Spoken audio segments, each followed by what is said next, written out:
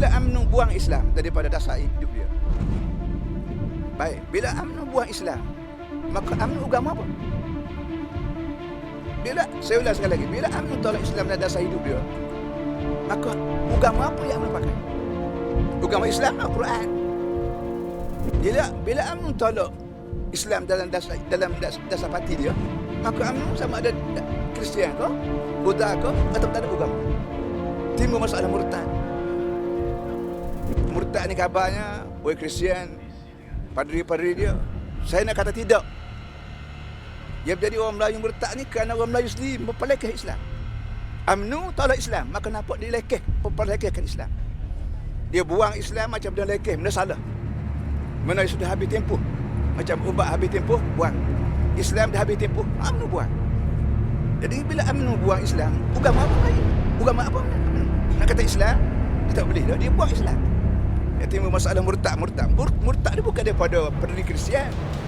Daripada orang Melayu sendiri yang tolak Islam, yang menyebabkan bau kampung pandai dah murtad. Boleh jadi hak tolak Islam tu dah murtad dah.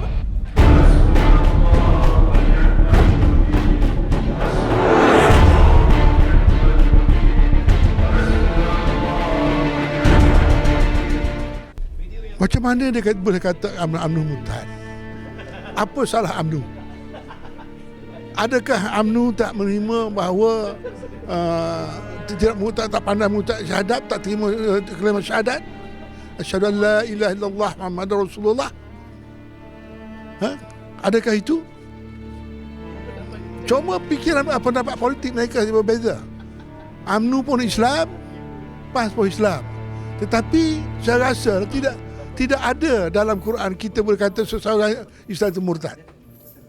Allah yang tahu siapa murtad dan tidak murtadnya. Ya. Saya rasa sepatutnya seorang ulama yang berpendidikan agama dengan sewenang-wenangnya menghukum seseorang. Dan lebih-lebih lagi kita semua tahu UMNO itu sendiri, pendukung UMNO itu adalah orang Islam, orang Melayu. Mereka juga orang Islam. Kiblat kita sama, syahadah kita sama, bismillah kita sama. Kalau kita nak makan semua baca doa makan dia ajar daripada ibu bapa.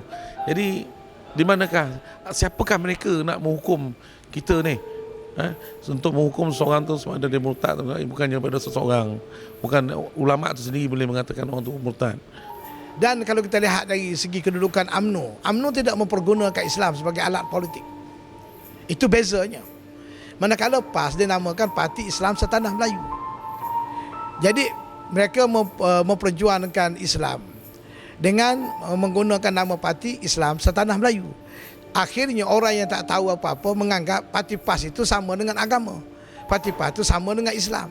Jadi sebab itu menolak PAS dia kata ini berdosa. Sebenarnya ajaran PAS inilah yang syirik sebenarnya, yang memesongkan akidah umat Islam.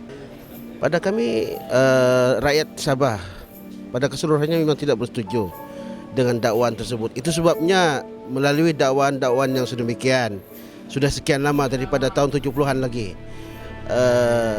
menggambarkan bahawa kebencian PAS kepada UMNO dan Barisan Nasional, parti ini tidak diterima langsung di Sabah.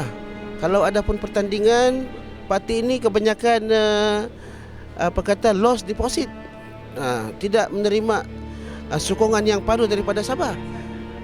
Jadi kita nampak dakwaan-dakwaan seperti sedemikian rupa bukan sebenarnya satu dakwaan yang bersifat mewakili kepentingan umat Islam, tapi lebih kepada kepentingan sebuah parti yang hanya kepada politik tetapi bukan kepada perpaduan ummah. Bila bercakap tentang murtad ni sangat, orang yang nak bercakap tentang murtad mesti faham apa makna murtad dululah. Ya, yang kedua pula, dia ibarat apa yang berlaku sekarang, macam dia tepuk air dalam dulang. Ya. Balik semula kepada ianya berlaku kerana kepentingan individu, kepentingan organisasi bagi dapat melampiaskan nafsunya untuk mencapai kejayaan. Murtad ni yang saya tahu, siapa saya lah, pengalaman saya, orang murtad ni orang dah daripada kaedah Islam, tapi orang ni masih Islam, masih saudara, jadi kurang manis lah. Apa ni, dia memurtadkan UMNO ni dengan kononnya alasan UMNO ni tidak menyokong perjuangan Islam. Saya pun mengeluh juga bila dia buat kenyataan seumpama ini. Tetapi saya kira kenyataan ini dibuat untuk nak menutup kes Nurul Izzah. Yang Nurul Izzah membuat kenyataan mengenai dengan kebebasan bertukar agama secara sama rata, termasuk orang-orang Melayu. Isu ini telah memberi kesan buruk kepada Pakatan Rakyat, termasuk PAS sendiri yang bersekongkol dengan Parti Keadilan Rakyat ini. Maka untuk menutup isu ini, nak menyamakan apa yang Nurul Izzah cakap, maka dia tuduh UMNO itu murtad. Murtad ke orang UMNO ni, orang UMNO ni orang Islam. Dan kita tengok sejak merdeka sampai sekarang, PAS pun boleh berpolitik kerana UMNO yang berkuasa, yang menyebabkan negara ini stabil, aman. Kita dapat mengamalkan sistem demokrasi berparlimen dan program-program pembangunan Islam yang dilakukan oleh kerajaan lah, yang diperintah oleh UMNO, kita bukan tak tahu. Apa lagi yang tak ada Malaysia ni? Senang nak pergi solat, senang. Ada kereta, senang. 8 pagi, senang. Orang nak pergi suang Jumaat dekat Iraq tu, kena bom. Pergi pasar kena bom. Kita ni alhamdulillah lah. Bangsa siapa datang daripada mana pun, jadi warga negara, jadilah bangsa yang Melayu setia kepada raja sini. Itu je lah.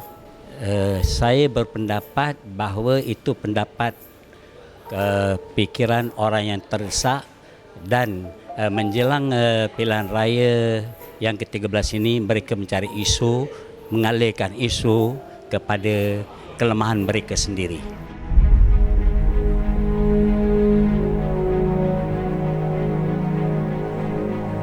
Tak kira siapa pun, tak kira Tok Guru sekalipun, kalau murtad lah. Usahakan UMNO. Tok Guru berserban berjanggu, kalau dia tolak Islam dengan secara hati dia betul, Islam tak guna sekali, dia murtad. Walaupun tak ada mufti beritahu, tak ada qadhi, tapi kalau dia tolak Islam tu dengan sengaja, yakin bahawa Islam tak guna sekali, dia murtad. Okey, bismillah. Saya sebenarnya perlu diperbetulkan sedikit statement tersebut. Saya melihat video kenyataan Tuan Guru Ni Abdul Aziz beberapa kali. Saya tak mendengar perkataan beliau menyatakan UMNO itu murtad. Tapi saya dapat pastikan bahawasanya cara beliau bercakap, beliau menggunakan kaedah yang disebut sebagai kaedah mantik, ilmu kalam. Kaedah mantik ni dia ada muqaddimah. Muqaddimah 1, muqaddimah 2 dan natijah. Contoh, arak itu ataupun perkara yang memabukkan adalah haram. Arak itu memabukkan. Muqaddimah pertama, perkara yang memabukkan adalah haram. Muqaddimah kedua, arak itu memabukkan.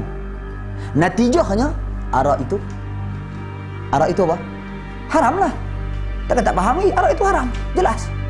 Okey. Begitu juga dalam isu ini, berulang kali saya dengar perkataan Tuan Guru Ni Abdul Aziz meletakkan 2 muqaddimah dan 1 lagi muqaddimah ketiga sebagai sokongan. Tetapi beliau tidak memberikan natijah.